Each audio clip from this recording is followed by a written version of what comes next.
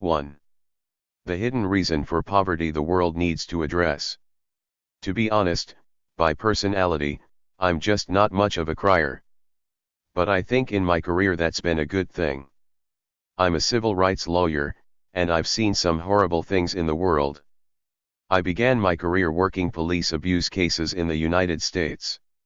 And then in 1994, I was sent to Rwanda to be the director of the U.N.'s genocide investigation. It turns out that tears just aren't much help when you're trying to investigate a genocide. The things I had to see and feel and touch were pretty unspeakable. What I can tell you is this, that the Rwandan genocide was one of the world's greatest failures of simple compassion. That word, compassion, actually comes from two Latin words, compatio, which simply mean to suffer with. And the things that I saw and experienced in Rwanda as I got up close to human suffering, it did, in moments, move me to tears. But I just wish that I, and the rest of the world, had been moved earlier. And not just to tears, but to actually stop the genocide. Now by contrast, I've also been involved with one of the world's greatest successes of compassion. And that's the fight against global poverty. It's a cause that probably has involved all of us here. I don't know if your first introduction might have been choruses of We Are the World, or maybe the picture of a sponsored child on your refrigerator door, or maybe the birthday you donated for fresh water. I don't really remember what my first introduction to poverty was, but I do remember the most jarring. It was when I met Venus. She's a mom from Zambia. She's got 3 kids and she's a widow.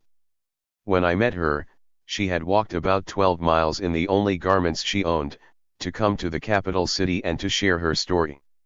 She sat down with me for hours. Just ushered me into the world of poverty. She described what it was like when the coals on the cooking fire finally just went completely cold. When that last drop of cooking oil finally ran out. When the last of the food, despite her best efforts, ran out. She had to watch her youngest son, Peter, suffer from malnutrition, as his legs just slowly bowed into uselessness. As his eyes grew cloudy and dim. And then as Peter finally grew cold. For over 50 years, stories like this have been moving us to compassion. We whose kids have plenty to eat. And we're moved not only to care about global poverty, but to actually try to do our part to stop the suffering. Now there's plenty of room for critique that we haven't done enough, and what it is that we've done hasn't been effective enough, but the truth is this, the fight against global poverty is probably the broadest, longest-running manifestation of the human phenomenon of compassion in the history of our species. And so I'd like to share a pretty shattering insight that might forever change the way you think about that struggle. But first, let me begin with what you probably already know. 35 years ago, when I would have been graduating from high school, they told us that 40,000 kids every day died because of poverty. That number, today, is now down to 17,000. Way too many, of course, but it does mean that every year, there's 8 million kids who don't have to die from poverty.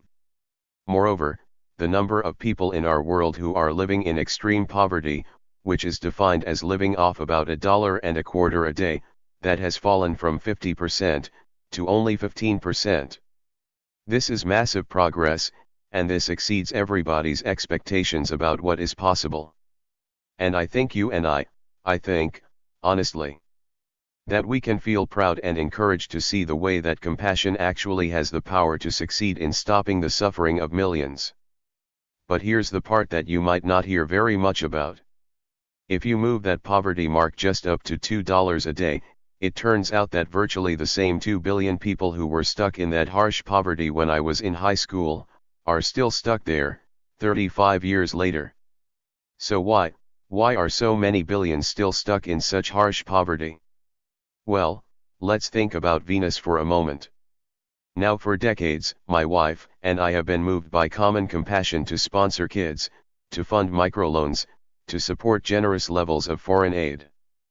But until I had actually talked to Venus, I would have had no idea that none of those approaches actually addressed why she had to watch her son die. We were doing fine, Venus told me, until Brutus started to cause trouble. Now, Brutus is Venus' neighbor and caused trouble is what happened the day after Venus' husband died. When Brutus just came and threw Venus and the kids out of the house, stole all their land, and robbed their market stall. You see, Venus was thrown into destitution by violence. And then it occurred to me, of course, that none of my child's sponsorships, none of the microloans, none of the traditional anti-poverty programs were going to stop Brutus, because they weren't meant to. This became even more clear to me when I met Griselda. She's a marvelous young girl living in a very poor community in Guatemala. And one of the things we've learned over the years is that perhaps the most powerful thing that Griselda and her family can do to get Griselda and her family out of poverty is to make sure that she goes to school. The experts call this the girl effect. But when we met Griselda, she wasn't going to school. In fact, she was rarely ever leaving her home. Days before we met her, while she was walking home from church with her family, in broad daylight, men from her community just snatched her off the street, and violently raped her. See, Griselda had every opportunity to go to school, it just wasn't safe for her to get there. And Griselda's not the only one. Around the world, poor women and girls between the ages of 15 and 44, they are when victims of the everyday violence of domestic abuse and sexual violence. Those two forms of violence account for more death and disability than malaria, than car accidents, than war combined. The truth is, the poor of our world are trapped in whole systems of violence.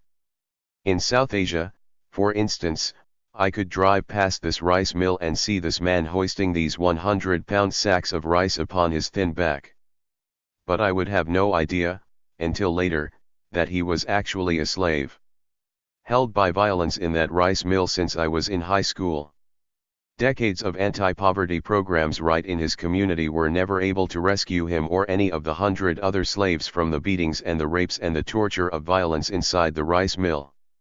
In fact, half a century of anti-poverty programs have left more poor people in slavery than in any other time in human history. Experts tell us that there's about 35 million people in slavery today. That's about the population of the entire nation of Canada, where we're sitting today. This is why, over time, I have come to call this epidemic of violence the locust effect. Because in the lives of the poor, it just descends like a plague and it destroys everything. In fact, now when you survey very, very poor communities, residents will tell you that their greatest fear is violence. But notice the violence that they fear is not the violence of genocide or the wars, it's everyday violence. So for me, as a lawyer, of course, my first reaction was to think, well, of course we've got to change all the laws. We've got to make all this violence against the poor illegal. But then I found out, it already is. The problem is not that the poor don't get laws, it's that they don't get law enforcement. In the developing world, basic law enforcement systems are so broken that recently the UN issued a report that found that most poor people live outside the protection of the law. Now, honestly, you and I have just about no idea of what that would mean because we have no first-hand experience of it. Functioning law enforcement for us is just a total assumption. In fact, nothing expresses that assumption more clearly than three simple numbers, 9-1-1, which, of course, is the number for the emergency police operator here in Canada and in the United States, where the average response time to a police 911 emergency call is about 10 minutes.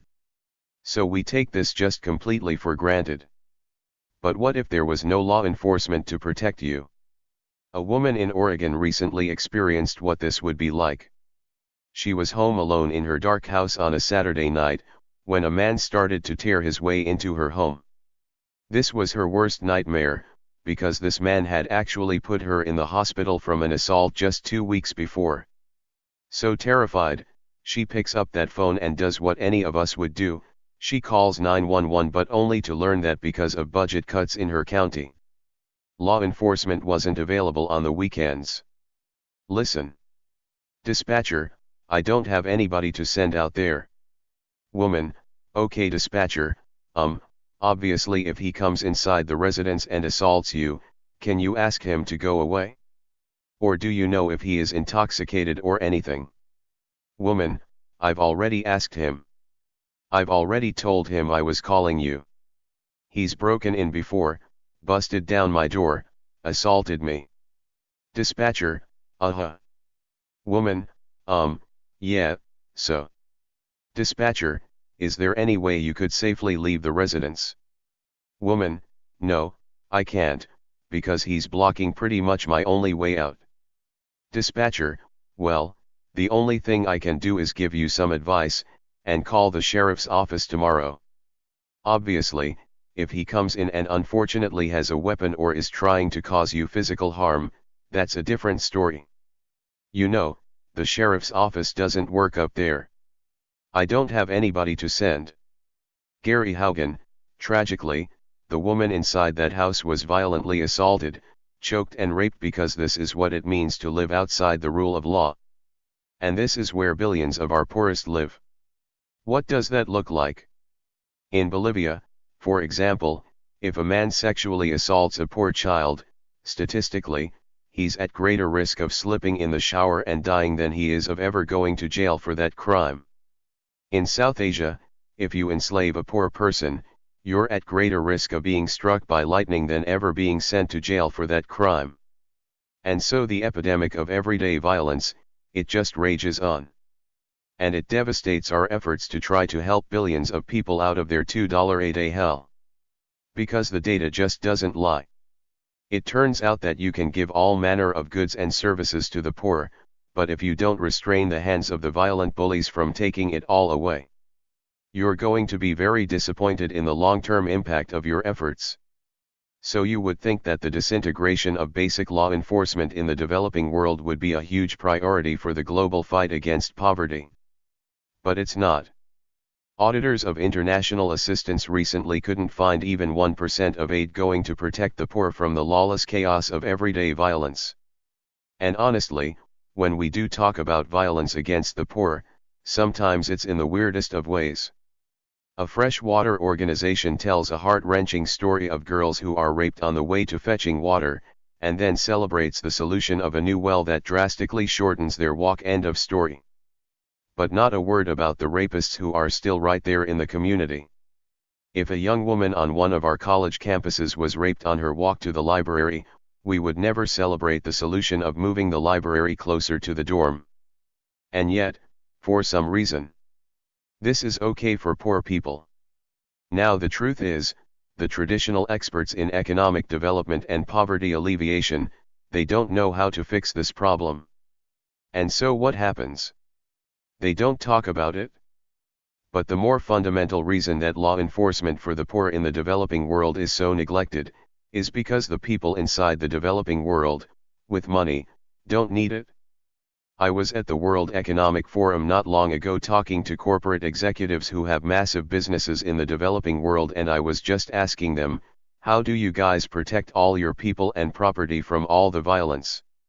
And they looked at each other, and they said, practically in unison, we buy it.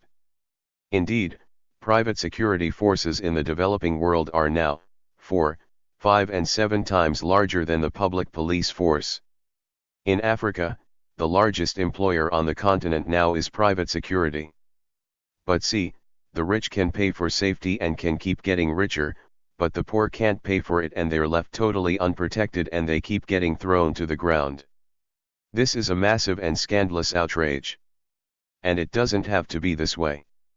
Broken law enforcement can be fixed. Violence can be stopped. Almost all criminal justice systems, they start out broken and corrupt, but they can be transformed by fierce effort and commitment.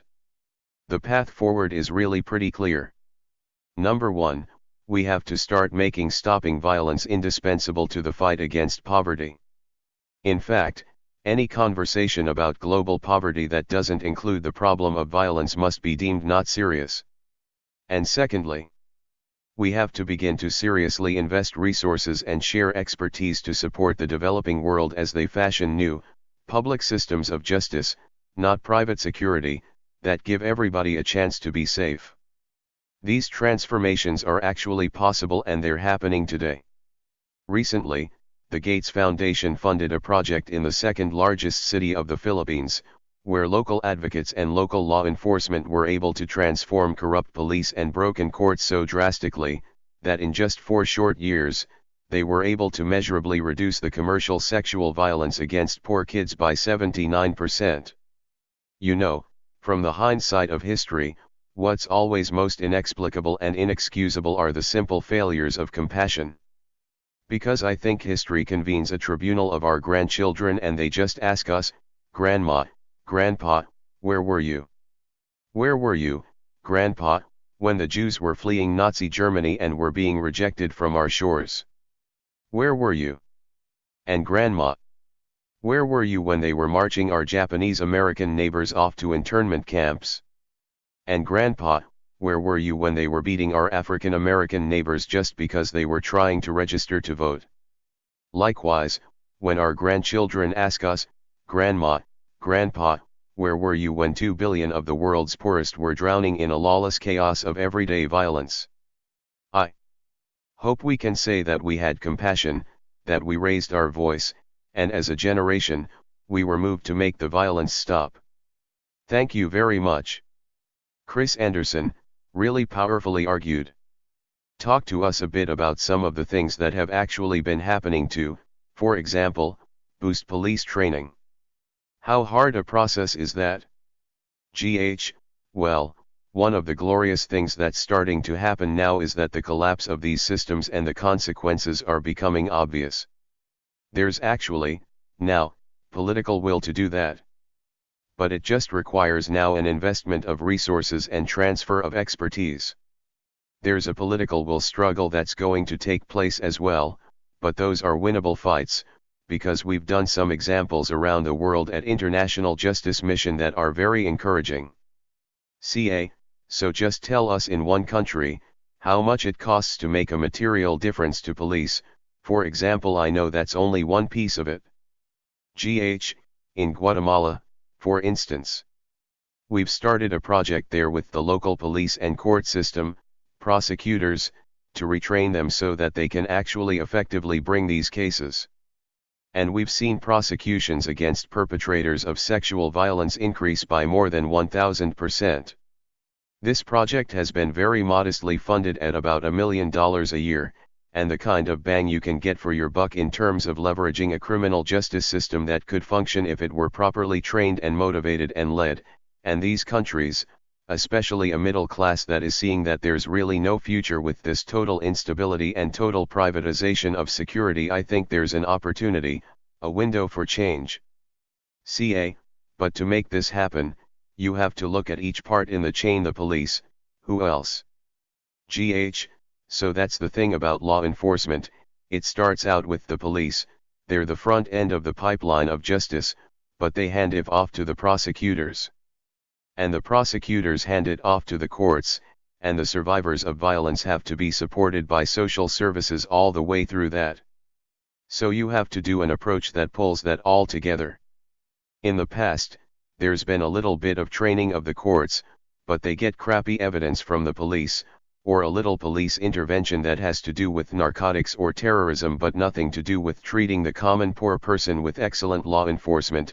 So it's about pulling that all together, and you can actually have people in very poor communities experience law enforcement like us, which is imperfect in our own experience, for sure, but boy, is it a great thing to sense that you can call 911 and maybe someone will protect you. Gary, I think you've done a spectacular job of bringing this to the world's attention in your book and right here today. Thanks so much. Gary Haugen.